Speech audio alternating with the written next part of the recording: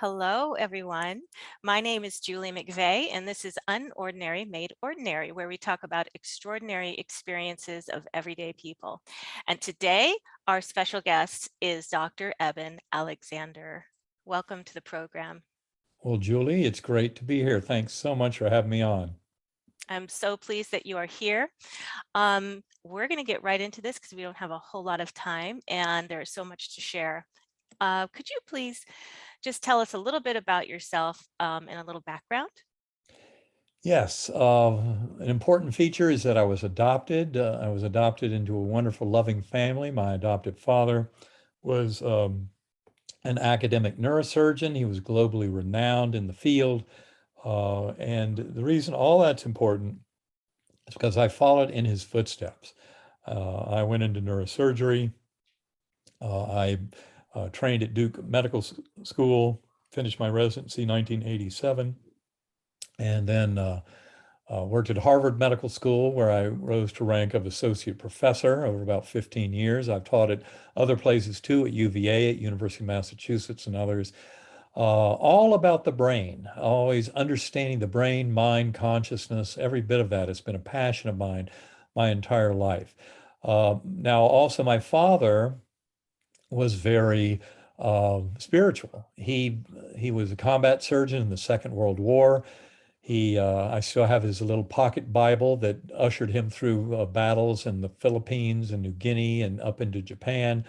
And he came out of it relatively unscathed. I think that was due to his very strong belief in a loving personal God and the power of prayer. He was very scientific, but they never conflicted for him. For me, growing up in the 60s and 70s, I wanted to believe everything I heard in that Methodist church growing up in North Carolina, but then with this extended scientific career, big interest in physics, cosmology, neuroscience, I struggled with it. How could consciousness survive the death of the brain and body? And I fully bought into the modern paradigm in conventional science known as physicalism or materialism. That is the notion that only the physical world exists. So things like thoughts, emotions, ideas, that none of that has any kind of real basis in reality. And that's what I believed. I thought that the brain creates consciousness and our existence is birth to death and nothing more. Well, I was in for quite a change based through life experience. That all came on spontaneously in November 2008 when I developed a very severe and absolutely should have killed me gram-negative bacterial meningoencephalitis involving all 8 lobes of my brain, sending me deep into coma within 3 hours. There's a myth out there in the lay press that somehow this was a medically induced coma. That is absolutely false. This coma was caused by extreme damage to my neocortex by this bacterial infection. When I first got to the emergency room in coma already, the doctors gave me about a 10% chance of survival. By the end of 7 days in coma on a ventilator on 3 very powerful intravenous antibiotics, doctors estimated I'd gone down to a 2% chance of survival with no chance of recovery. That's when they recommended stopping the antibiotics, letting nature taking course, letting me go. And to their surprise, a few hours later, I started coming back to this world and fighting the ventilator. But when I did, I promise you, my brain was still very wrecked. I did not even recognize loved ones at the bedside. My sons, my former spouse, my sisters, I had no idea who these beings were. All I knew was where I had just been, this extraordinarily rich journey, spiritual journey that I describe in detail in the book Proof of Heaven. I've talked about it thousands of times on the internet. It's a beautiful journey indeed. But it was my awakening and very powerful proof to the scientific community at large that consciousness is not created by the brain. And I mentioned that the scientific community because, in fact, there's a medical case report that was written about my medical records by 3 physicians who were not involved in my care, but were fascinated by this recovery that seemed to completely defy medical knowledge about recovering from a deadly bacterial meningitis. And in fact, that case report is available. It came out in Journal of Nervous and Mental Diseases in September of 2018. You can get to it on my website, ebenalexander.com, by going to my blog postings from September 2018, where I comment a lot about the importance of that case report. I think it's crucial to point out that when the three doctors submitted the case report, that they'd spent about 2 years preparing, the peer reviewers, the scientific medical peer reviewers said, how do you explain this? This doesn't line up. This case is absurd. This kind of patient doesn't survive and have a full recovery. And the doctors said, we think it happened because of his near-death experience. That's actually pretty clear in the case report itself, that the importance of the NDE. That is that a medical scientific acknowledgement of the importance of our spiritual aspects in resulting in healing. That is a crucial thing not to miss by anybody, because the bigger story we have to talk about here is all about healing and our power for mind over matter to assist in healing ourselves and others, bringing true wholeness into our being. But to me today, reflecting back on that beautiful journey I had during my week in coma is always a tremendous joy to share. So we can get into any aspect of that you'd like to discuss.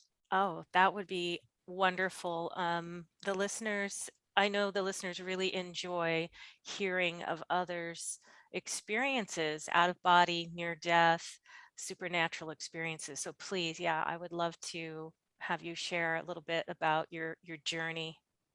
Well, great. It all started, first of all, I must point out that the one kind of hallmark of my illness that's a little atypical for NDEs in general is that I was amnesic. I did not remember anything. I had no words or language, no knowledge of Eben Alexander's personal life, no knowledge of Earth, this universe. It really was an empty slate, tabula rasa, which I think was crucial for many of the lessons that I was to glean from this extraordinary spiritual experience. So it started in what I call the earthworm's eye view, a very primitive course, kind of unresponsive realm that seemed to go forever. But luckily it didn't, because there came towards me a slowly spinning white light. It came packaged with a perfect musical melody. And that was the beauty of it, was how music, or what we bring back to this world, is music. Obviously, in that world, you're not hearing with ears and seeing with eyes. That's why things that you perceive as kind of visual or hearing are much grander than they are in this world, where everything is very limited by those sensory mechanisms in the brain itself. But in that world, it was extraordinary coming up through this portal into what I call the Gateway Valley. And that Gateway Valley had many Earth-like features. For example, there was this lovely meadow surrounded by a forest, and the meadow had lush plant life, everything blooming and blossoming dynamically in real time, no evidence of any death or decay anywhere. This is kind of like Plato's world of ideals, a world of perfect forms. And that would be for the personal soul, for the individual soul in its journey, that kind of ideal perfection. And I had no body awareness at any point during this journey, but I was a speck of awareness on a butterfly wing.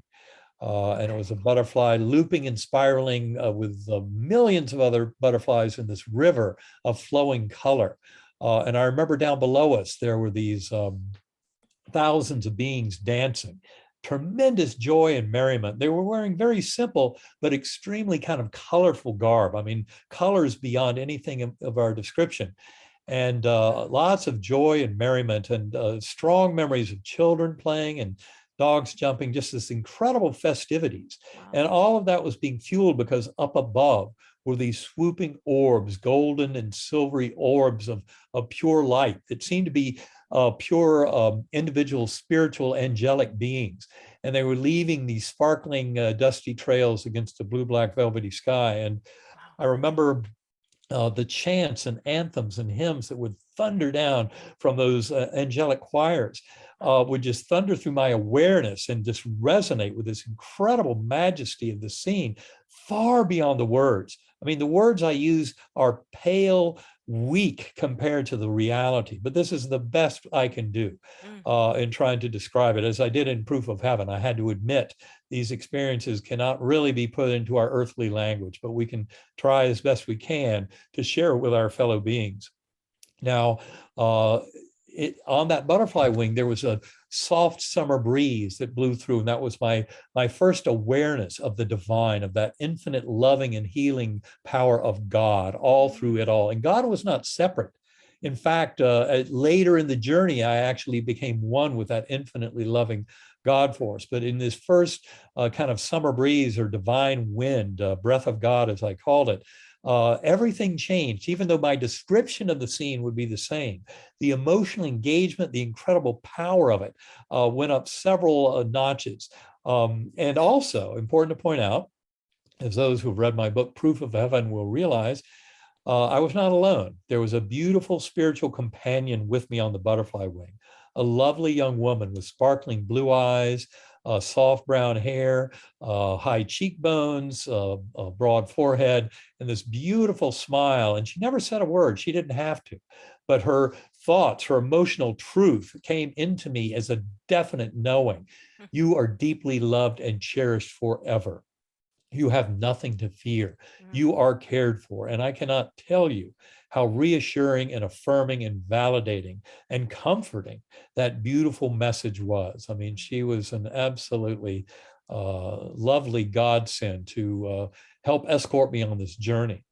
Now, it turns out that much happened in that realm, but then the most important thing is that the angelic choirs, that music, far beyond any music that could ever be generated in our four-dimensional space-time, emanating through me, generated yet another wormhole, another portal to higher and higher levels. And this particular earthworm, the Gateway Valley that I've been describing with the butterflies and all that, that would be where our life reviews would occur, where we reunite with higher soul, reunite with souls of departed loved ones, go through the life review. Again, a life review is important to understand, not as your own, but as really witnessing things from the perspective of others around you who are affected by your thoughts and actions. So the life review, in many ways, is the golden rule: treat others as you would like to be treated, written into the very fabric of the universe. And so in that kind of setting, in that kind of world, we're really sharing the dream of the one mind. And it really shows us how that is the case in this world. We think our mentation is ours alone, and yet evidence for telepathy, remote viewing, all this kind of extended consciousness and near-death, shared death experiences, after-death communication, all these different lines of evidence that show us the reality of our soul's connections through the mental and spiritual realms, not so limited. Now, back to my journey, this next portal is that, through the angelic choirs, I remember all of four-dimensional space-time, the material realm, and this earth time, which is not a primary ordering of events. It's part of the stage setting so that we can live our lives here, but in fact, there's a much deeper, richer ordering that I call deep time that is only apparent really from those spiritual realms. And deep time is where, for example, you can see how life reviews can be a true reliving of the events of your life, not remembering them, reliving them and feeling that emotional power of others, your effect on others. And that's how they serve as teachers and help to kind of coax us towards that loving, infinite power of the universe and realizing the binding force of love. So the golden rule, treat others as you would like to be treated, is right there in the very fabric of life reviews that have been reported going back thousands of years, at least to the time of Plato. So I ascended up through this next portal into the core. Core is infinite inky blackness, but filled to overflowing with the divine love of that God force. Not only that, there was a brilliant orb of light that to me was there to serve as kind of a translator, interpreter, even though in its richest form, I would triangulate with that force of God and that brilliant orb and kind of my sense of identity and awareness and become one with it all. The core realm was an absolute oneness beyond dualities. Wow. In fact, I often describe it as a dazzling darkness. this brilliant darkness. But, people ask, how can it be brilliant light and Yeah. pure black at the same time? It is, because it's a resolution of all dualities. That's where you realize that the universe fundamentally consists of that source of awareness, which is absolutely bathing in love. It's not as if there's some battle at that level between good and evil. I try to describe this in Proof of Heaven, where in fact I saw evil as these little traces of impurity, but they serve a purpose. It serves a purpose of allowing a gradient to allow for soul growth. And that's why that God force loves us so dearly. And our co-creative force with that God is allowing a free will. Now, I'll point out that the materialist science that I had worshiped before my coma, I do not use that term lightly, because materialist science is a faith-based religion that has less to support it than many of the faith-based religions. But I am very much more a scientist now than I've ever been. And I work with scientists around the world to better explain consciousness and the mind-brain relationship and the nature of these kinds of experiences. So anyway, in the core realm, I was told, we'll teach you many things, but you'll be going back. Did you So know what what would that happen meant? is, I sorry? mean, I'm sorry. Did you know what it meant? Because I thought that you didn't even have a memory of what back was. Well, I didn't. You're exactly right. That was the issue. But what would happen is I would tumble back down to that earthworm eye view. And but luckily, very quickly, I learned that by remembering the musical notes, the melody going through that musical cadence in my mental awareness, the portal would come back and back up through the portal. So it was really music. But music far beyond what we have in this world, kind of an ideal form of music that allowed that kind of transition.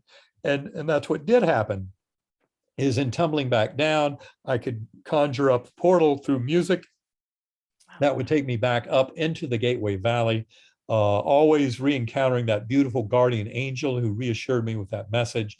You're deeply loved and cherished forever. You have nothing to fear. You are cared for. And witnessing all that down in the beautiful meadow down below.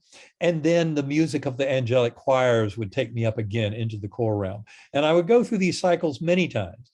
And the lessons were many and profound. I've talked about them over and over again in many talks. I've been continue meditating an hour to a day. I've been doing that more than 10 years now, using sacred acoustics as a form of binaural beat brainwave entrainment. People can learn more about that at sacredacoustics.com. But really to enliven my NDE, to not only remember it, but I use meditation to engage with it and to grow that relationship that I have with those realms. Now, getting back to my original NDE, so I would go back up to that core realm and much more revealed then. But there came a time, as I said, where what they were saying was true. You're not here to stay.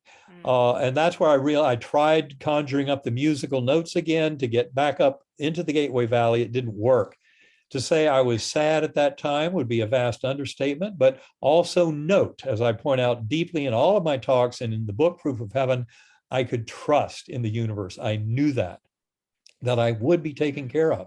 And it was at that point that I saw thousands of beings kind of going off into the mists of this kind of murky earthworm eye view.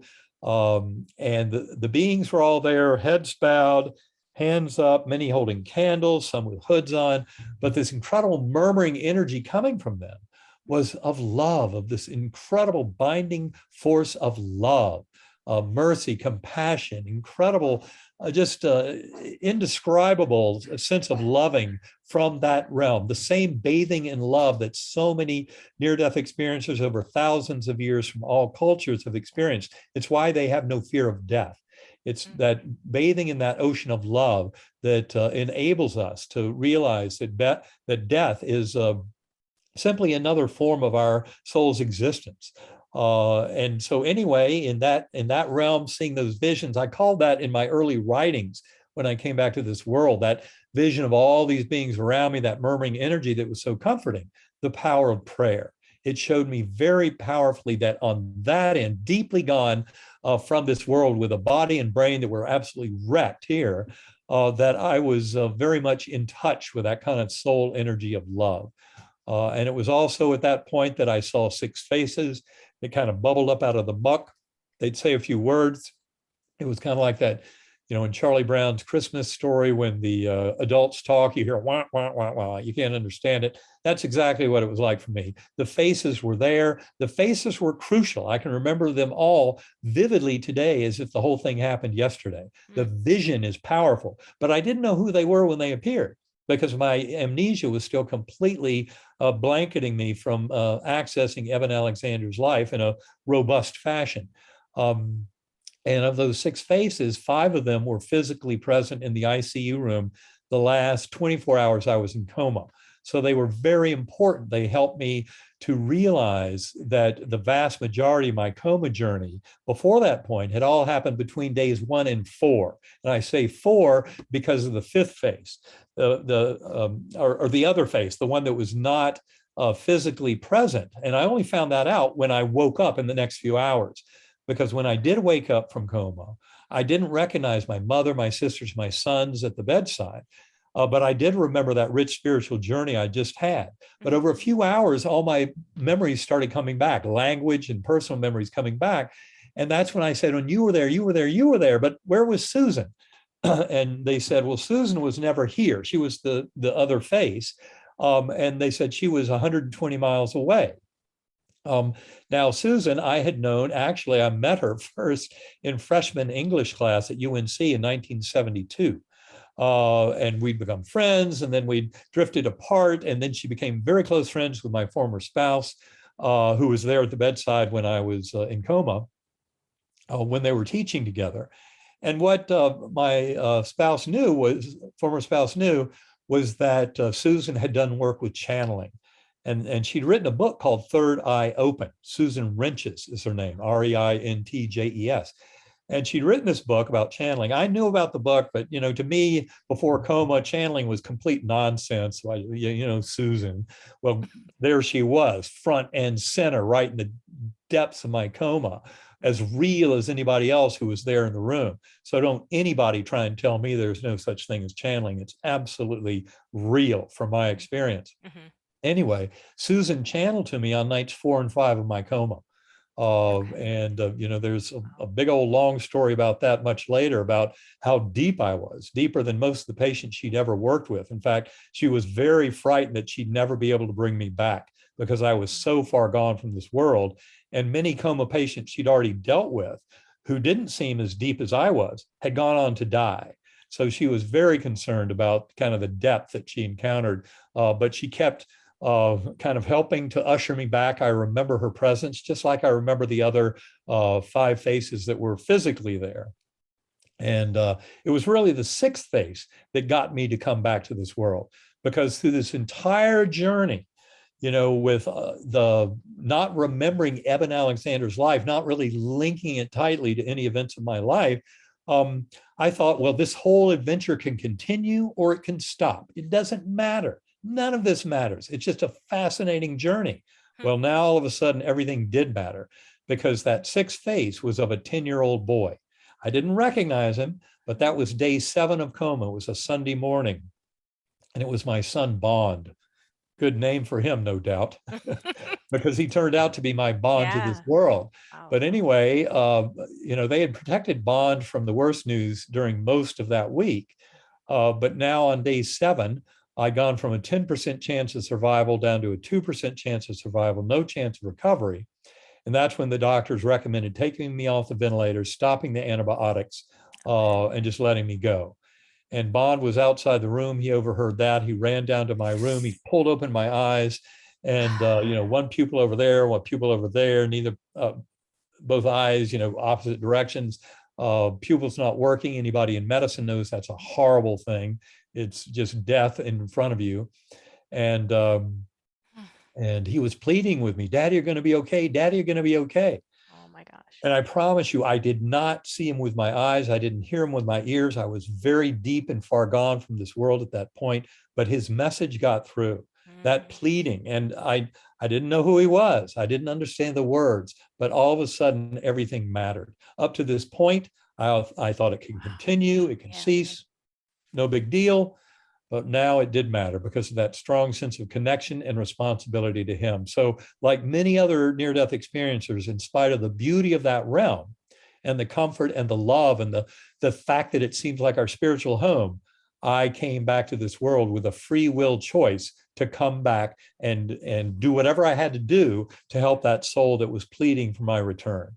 And it was soon after that I opened my eyes and was fighting the ventilator, and they pulled out the tube. Thank you. And then, I don't remember those first many hours. It's just a complete gamish to me. And in fact, interestingly, as I describe in Proof of Heaven, for the next 36 hours after coming out of coma, I was in and out of this crazy, psychotic, paranoid, delusional nightmare.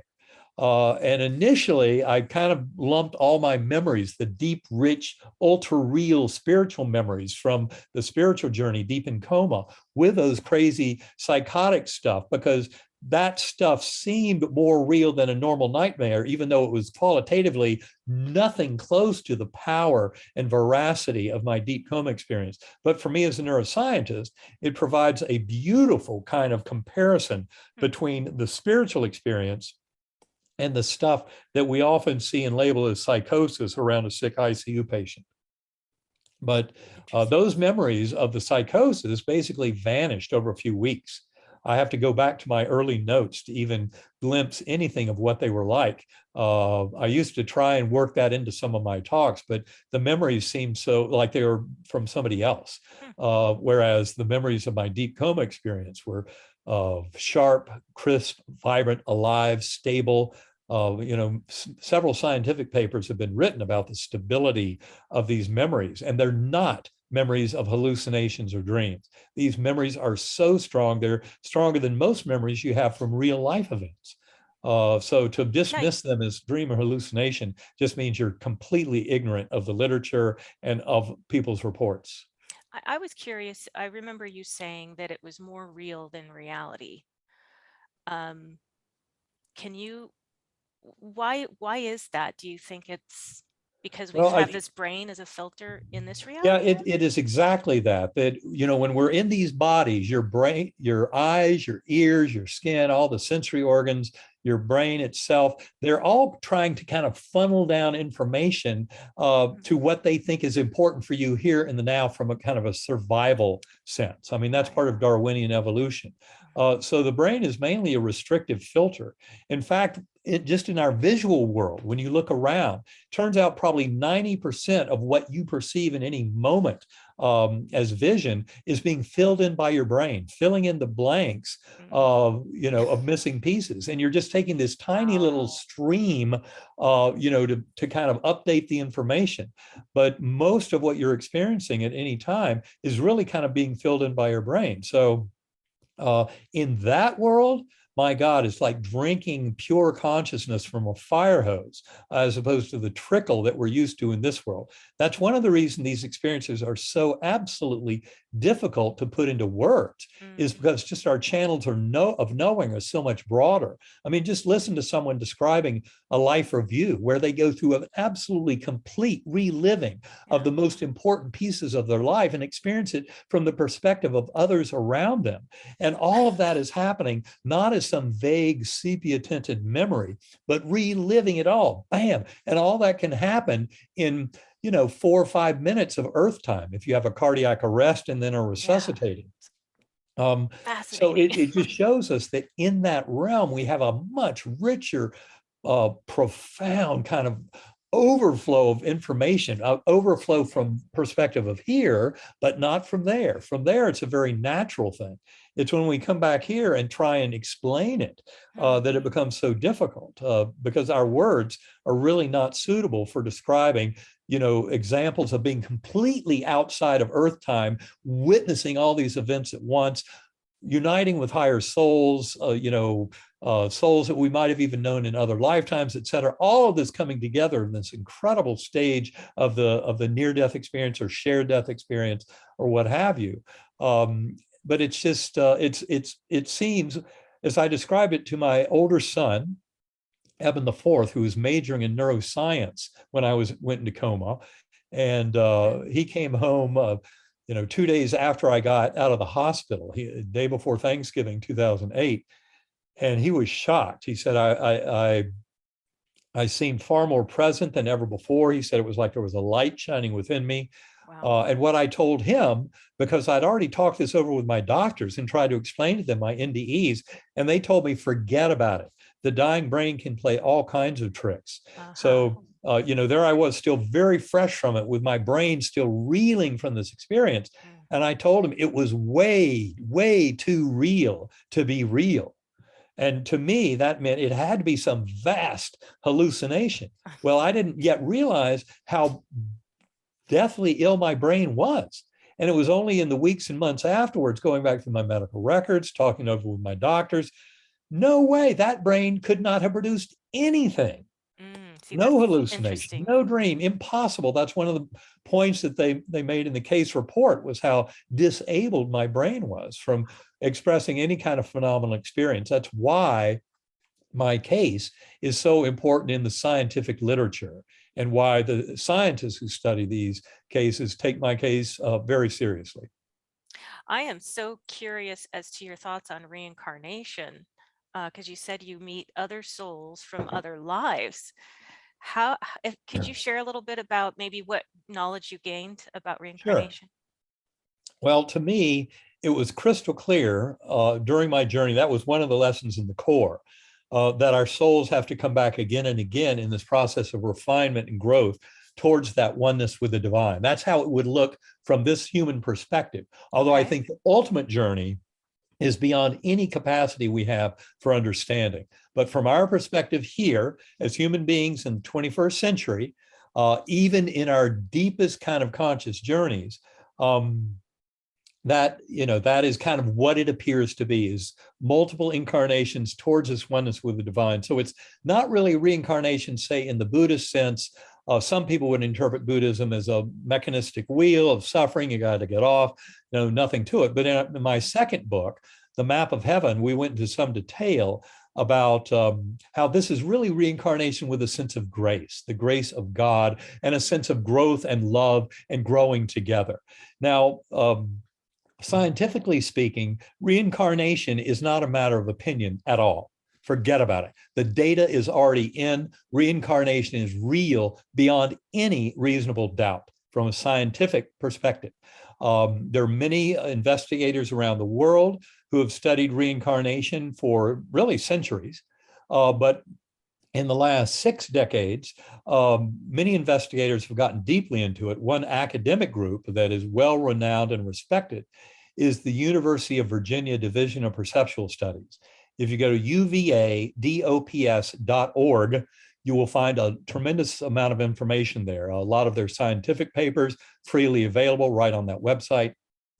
Now, the work began in the 1960s when Dr. Ian Stevenson investigated children who remembered past life memories. Of course, he thought, we'll find out what kind of psychiatric illness they have and we'll try and help them. But what he found was, in fact, some of these cases, when you dug in and started researching history, you would find that that individual actually lived.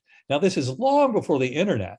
So where in the world were people getting any of this kind of information? Young children, 2, 3, 4 years old, having these vivid memories of past lives, often associated with phobias and behaviors and things that meant they didn't just kind of vaguely remember somebody else's life. They lived this thing, and it was still bothering them. Now, it turns out that the current database at UVA has more than 2,500 cases of past life memories in children, where the best explanation is actually of reincarnation. Dr. Jim Tucker has taken on that work. I would highly advise anybody interested read his recent book. It's called Before. And that is actually 2 books that he'd written earlier about children who remember past lives. Excellent book with a lot of great stories. One of the stories that he vetted that is a very powerful story is written as its own book. It's called Soul Survivor, S-O-U-L Survivor, written by Bruce and Andrea Leininger. Highly recommended. Interesting story to the nth degree. Now, some people say, well, I don't believe this. I don't believe in reincarnation. Well, what I would advise you is there recently was a contest. Robert Bigelow, who's an aerospace entrepreneur in Las Vegas, put out $1.8 million in prize money in the year 2021, sorry. And that was for answering the question, what is the best scientific evidence for survival of consciousness after bodily death? That's it, right there, simple question. And about thousands of people wanted to participate, but they demanded that you demonstrate at least 5 years of active scientific research in the field of reincarnation. And then they got 204 entries. Some of those were from multiple authors, so there were more than 204 people, investigators participating. But anyway, he originally was going to give out 3 prizes. Well, he ended up giving out 29 prizes. And I would highly recommend anybody and everybody who's interested, go read the papers. Start with the first place paper by Dr. Jeffrey Mishlove, a brilliant paper. You can go to bigelowinstitute.org. All the papers are freely available as PDFs. And if you just start reading them, you'll realize this debate about reincarnation, debate about the afterlife, debate about our spiritual nature is settled. Yes, we're spiritual beings in a spiritual universe. From a scientific perspective, unraveling this scientifically involves a deeper understanding of quantum physics, which is absolutely at the core of understanding consciousness and the kind of our spiritual nature. But then lots of evidence coming in from neuroscience, what's called the hard problem of consciousness, which is really the impossibility of materialist science from ever explaining consciousness as it presents in human beings. Also philosophy of mind, which, for example, with the binding problem, the apparent unity of consciousness in our head, how can it be so uniform if we postulate all these different neuronal networks that are participating in producing consciousness? Well, no, they're not. Consciousness is uniform at the get-go. Not only that, we're really sharing one mind. Our brain is a filter. It makes it look like we have our own consciousness, but the evidence for the one mind hypothesis is very strong. In fact, the second place paper in that Bigelow Institute contest by Dr. Pim van Lommel, a Dutch cardiologist who wrote a profound paper on NDEs, published in the very respected medical journal Lancet in 2001. Pim van Lommel wrote an excellent essay, won second place prize after Jeffrey Mishlove. And in fact, towards the end of his paper, in his conclusions, where he's talking about the scientific evidence for the oneness of mind in the universe, the primacy of consciousness, and the power of our free will, he references four sources. One of them is the book, One Mind, by Dr. Larry Dossey. Another is a paper by Bernardo Kastrup, that's Kastrup with a K, a brilliant paper, Consciousness in the Universe, that appeared a few years ago. Then also a wonderful recent book from Steve Taylor called Spiritual Science. And Pim van Lommel's fourth source, I'm proud to say, was my third book, co-written with my life partner, Karen Newell. That book is called Living in a Mindful Universe. Those four resources alone will help anyone get up to speed with the modern science about the primacy of consciousness. I can also recommend GalileoCommission.org. I'm one of the scientific advisors, 100 plus of us on that committee. There are now more than 300 scientists who have signed the manifesto that Harold Wallach wrote for Galileo Commission. I would highly urge people to go visit that, read that, and start understanding this is the scientific path forward. This is not woo-woo. This is not some make-believe nonsense. This is the scientific way of understanding the nature of humanity. There is no alternative to this direction of understanding. Materialism is already dead. It died 80 years ago. You know, the false belief that the brain creates consciousness, and the bleak and paltry fiction that our existence is birth to death and nothing more is not consistent with this emerging science. This is the way the world is going, and it's important because our world is in crisis. The climate emergency, war, polarization in the political sphere, economic polarization with all the wealth concentrated in the tiny few. Every bit of this is a consequence of the false sense of separation that comes from materialist thought. And that's why it is absolutely crucial for this world to wake up to this deep and profound, scientifically valid truth of the primacy of consciousness, and that we're all in this together. I cannot be more forceful in elaborating this. I work with scientists around the world. And people can learn a lot more, of course, if they go to ebenalexander.com.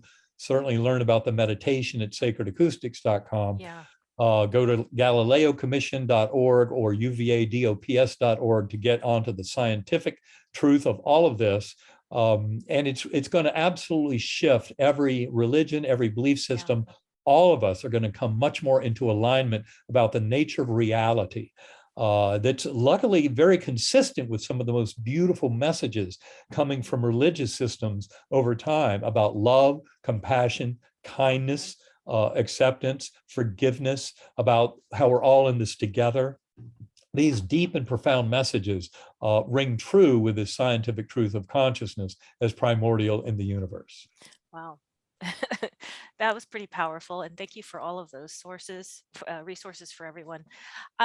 We are getting closer to being out of time, but before we go, I know that some of the listeners will be concerned about reincarnation and saying goodbye to their spouse and or their loved ones, and will I not be able to see them again because they'll go before me and I want them to wait. Right.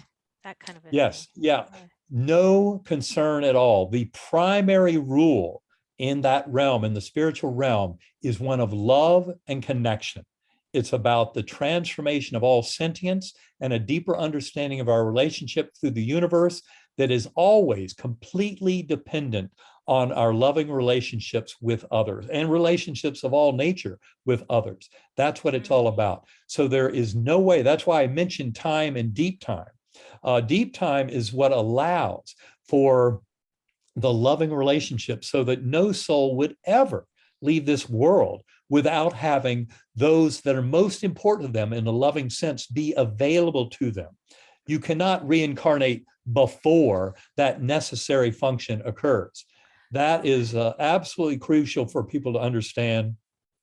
The one thing that's absolutely universal when you look at near-death experiences going back thousands of years across all cultures, continents, and belief systems, when you look at shared death experiences where people actually participate in the near-death experience of another. And if you want to learn more about that, go to William Peters' work with Shared Crossing Project in Santa Barbara. But he's actually just, in fact, a week ago, his book On Heaven's Door came out. William Peters, highly recommend the book. It's all about shared crossings. But shared crossings, NDEs, deathbed visions, read Christopher Kerr, Kerr's book, Death is But a Dream, which will tell you all about the modern hospice and terminal care movement and how 86% of those patients, what they experience is a loved one there to escort them over. And 99% of those people who have the experience say it's absolutely real. It's not a dream. It's not a hallucination. They're confident it's totally real. And then compare that with the NDEs and shared death, after death communications. It's always about the loving relationships. So there's no way on earth you should have any concern that your loved one won't be there when you pass over. That's the hallmark of that entire realm. And there's no way that you could come up with some paradox in this puny little idea of Earth time and how it's only there to support the drama unfolding for us here now in these material bodies. But ultimately, it's not the arbiter of the organization of these events and this kind of learning that occurs in deep time. And that's what allows for our loved ones to always be there when we leave the physical world. It's so universally reported and has been for millennia that it's the one undeniable truth of all of this around which everything else must fit.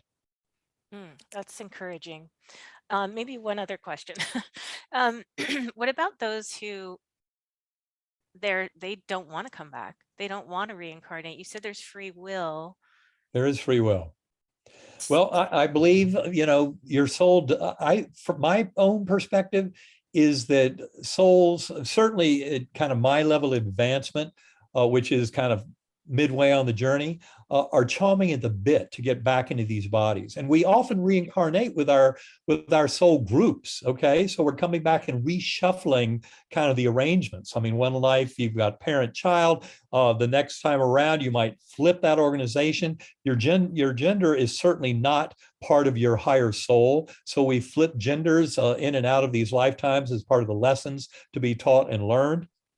So, I think we're chomping at the bit to come back in, but I do admit from my kind of experience and so much of what I've read and heard from others, excuse me, I do believe that souls can get advanced to such a level that they don't necessarily have to come back. I would say a general litmus test for a soul is how self-focused they are. So a soul that's pretty early on in this game and really hasn't been through this very much, it is they're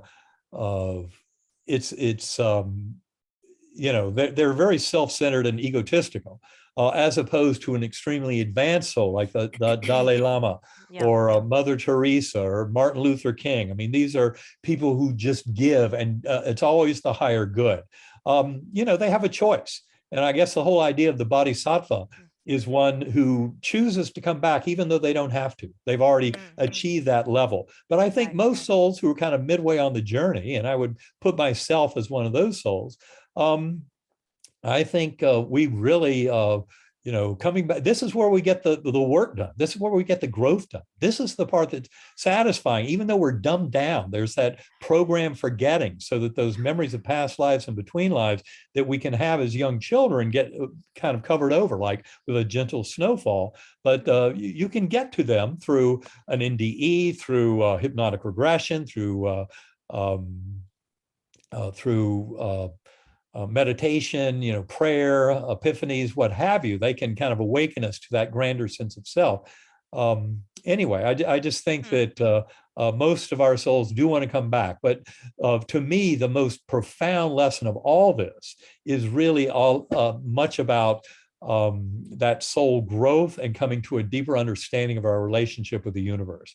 And that's why meditation is so crucial, why I encourage people to go to sacredacoustics.com to get binaural beat brainwave entrainment to help them with a very deep and profound form of meditation if they don't already have one.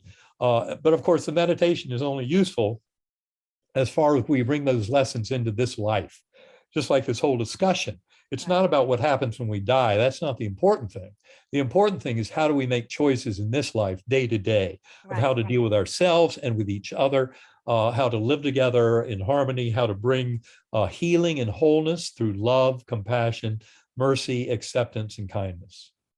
Oh, that's beautiful.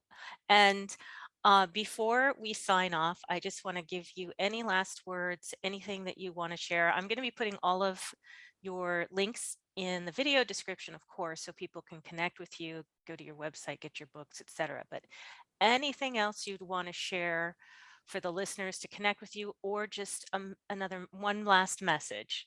I think the most important thing to remember is no soul left behind.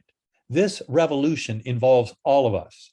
And that includes true skeptics. In fact, I would say the scientists who lead in this field are true skeptics. Turns out there's some out there who claim to be skeptics who basically are not. They're pseudo skeptics. They don't care about empirical data. They don't care about rational argument. They've already rejected the possibility that these events are real. And they're of no value in this discussion because they're willfully ignorant. But true skepticism, like I was after my coma, it was way too real to be real. I demanded to know much more about how this could happen and what to make of it all. And very demanding discernment, I think, is important. And as you do that, and when you read those Bigelow papers, you realize those are skeptical, discerning minds who really want to know, and they dig deep. And this is all about all of us coming into a deeper understanding of our relationship with the universe and finding that we're far, far more interesting beings than just one little material creature living birth to death and nothing more. So take that soul journey to heart, embrace it, jump into meditation, and then jump into changing this world for the better, bringing that love, kindness, and compassion in your heart for yourself and for all fellow beings. And ultimately, remember, this is not just about humans and Homo sapiens. animals are a rich part of the spiritual environment. We are going to have to radically change our relationship with animals, especially things like the food industry. Even though eating animal is part of the natural order, the way we imprison animals for life and things like that in the food industry is just horrific. And as our spiritual awareness grows into this much richer, scientifically validated form, I think we will have to kind of rework how all of that happens, acknowledging the spiritual nature of animals and of our relationship with the one spirit of this universe. Mm. Okay, thank you so much. Gosh, I've really enjoyed this conversation. Well, So thank you. I have thank you. too. Thanks for having me on, and My look forward pleasure. to talking again sometime. Yes, my pleasure. Um, and thank you to everyone watching. This has been Julie McVey with Unordinary Made Ordinary. And I hope you'll join us next time for another fascinating interview. If you did enjoy this, of course, please give it a thumbs up. And if you like this type of content, subscribe. And I hope you're having a fantastic day or evening, wherever you are on the planet or off the planet. And we will see you next time. Bye.